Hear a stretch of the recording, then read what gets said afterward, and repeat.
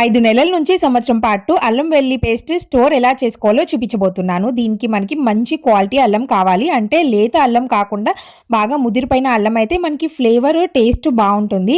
ఇక్కడ అర కేజీ చున్నులపాయలకి పావు కేజీ అల్లం దాకా పడుతుందనమాట. దీన్ని నీళ్ళలో నానపెడితే మట్టంతా పోతుంది. ఆ తర్వాత తొక్కంతా తీసేసి ఇట్లా ముక్కలుగా కట్ చేసి మరొకసారి క్లీన్ చేసుకొని తడి ఆరిపోయే వరకు ప్లేట్‌లో పెట్టి ఆరపెట్టండి. ఇట్లాగే మనము చిన్నులపాయలు కూడా తీసుకోవాలి. చిన్నులపైన ఉన్న పొట్టు తీయకూడదు. పొట్టు తీస్తే ఆ టేస్ట్ అస్సలు బావుండదు. మనకి ఘాటైన స్మెల్ ఉండాలి అంటే ఆ పొట్టు అనేది ఉండాలి.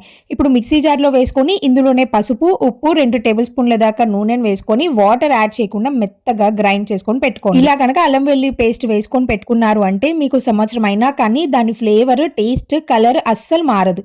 ఇట్లా ఏదైనా ప్లాస్టిక్‌ది గానీ లేదంటే గాజు సీసాలో స్టోర్ చేసుకొని ఫ్రిడ్జ్‌లో పెట్టుకోండి. ఇలా వేసుకొని పెట్టుకున్న అల్లం వెల్లుల్లి పేస్ట్ అన్ని కూరల్లో వాడుకోవచ్చు. నేను వెజిటబుల్ కట్టర్ పైన లింక్ ట్యాగ్ చేస్తాను. మీకు వీడియో నచ్చితే లైక్ చేసి షేర్ చేయండి.